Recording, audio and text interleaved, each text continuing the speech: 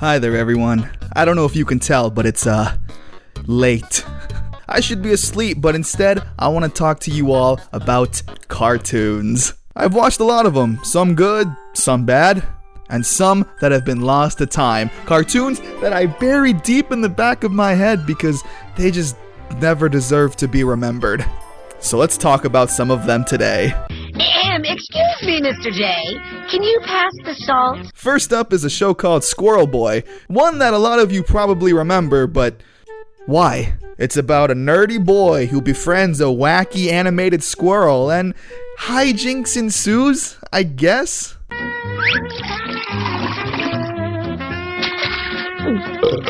Seriously, I don't remember any episodes. I don't remember what the characters even sound like until I rewatched it for this video. I guess it was fine, but what good is fine? Watching paint dry is fine.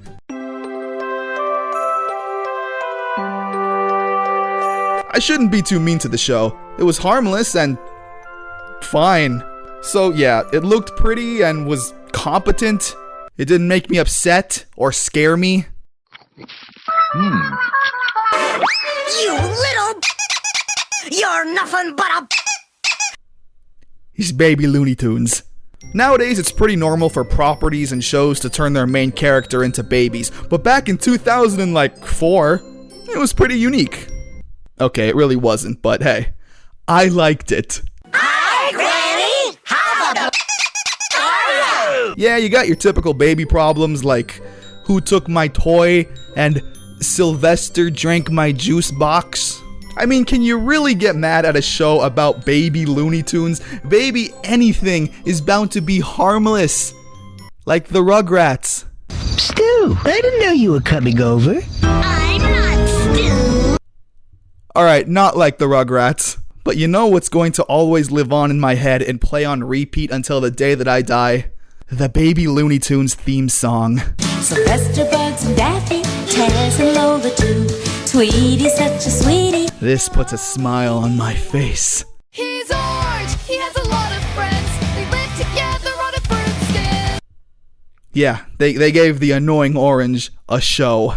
Merciful? I thought you said your name was Broccoli.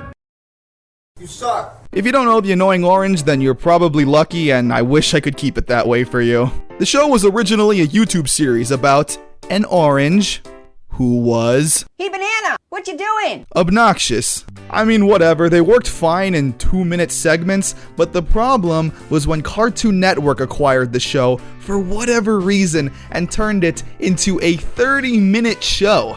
30 minutes? You can't have this thing go on for 30 minutes.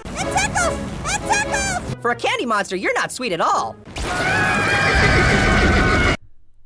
They made it go on for 30 minutes. Yeah, you want to sit there for 30 minutes and listen to that?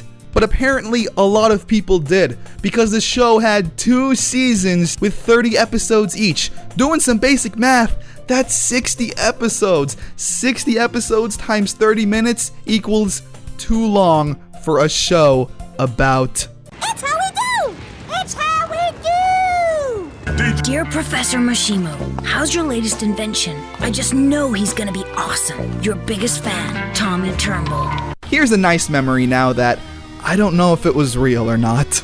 Robot Boy, another thing boy show like Squirrel Boy. This was again about a kid who was super smart and super cool, at least in his own mind, and he had a robot friend. Think of it like My Life as a Teenage Robot, but actually about fighting and stuff. Take your mind back. It was 2007, I was just starting middle school and needed to wake up at 6 a.m., which is too early for anybody. I would turn on the TV and watch this.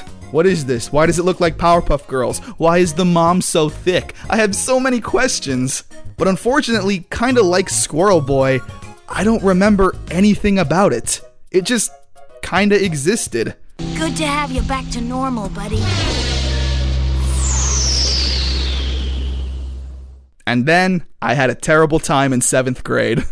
Okay, I'm trying to think back. There was this show on Nickelodeon about toys. It wasn't pretty.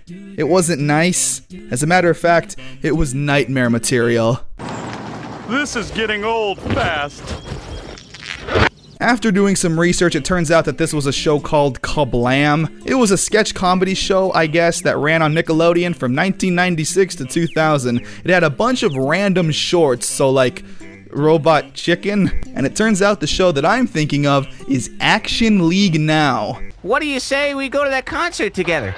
I'm talking Green Day, front row. The only thing I remember about this show is hating it. Don't worry, Pierce. Here I come. Thanks for the nightmares. Have a good day. For being a kid, my parents sure didn't mind me watching a lot of Adult Swim. This means I discovered shows like Family Guy and Robot Chicken, but also shows like... Or bank robbery. You robbed a bank. Hell yeah. 12-Ounce Mouse. Yes, sir. Like, whoa.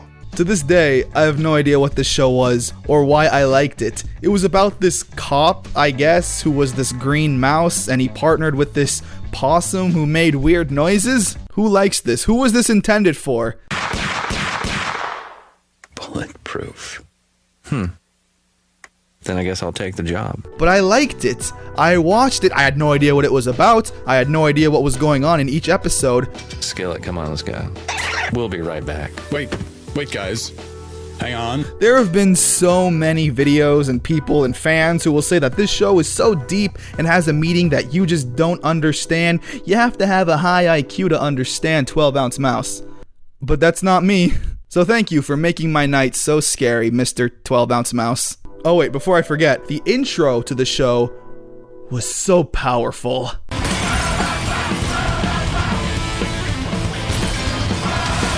you doing? I came here to study. Yeah, me too. A couple of losers we are, huh? And last but not least, we'll end this with home movies. Look what I did to the card catalog. I took all the cards out and threw them all over. This show had to be improvised. It just had to be. There's no way that characters were scripted to say things like this. So you guys all set for the field trip? Do you have your permission slips? Oh, yeah. I've got mine laminated. I got yours laminated. This was another show that was airing at the tail end of Adult Swim. I would wake up at 6 a.m. in the 8th grade, and there would still be Adult Swim programming, but none of the good shows. Just this. Yeah, hey, this is John McGurk. I was in to see you. Who's this? This is Ken. Oh, hey, Ken. I talked to you yesterday, remember? Hello, how you doing? Yeah, Home Alone was really good. Yeah, I know, it's a shame they made the sequels. It kind of tarnished the legacy of the show. It felt improvised. Oh, hanging out in the romance section, are you? No!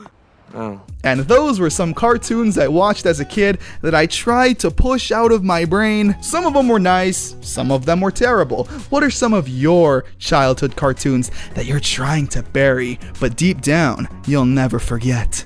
Also, let me know your bedtime because it's so late and I'm so tired. I'm sorry I did this. I should be getting sleep, but I'm not. But I probably will now. Good night.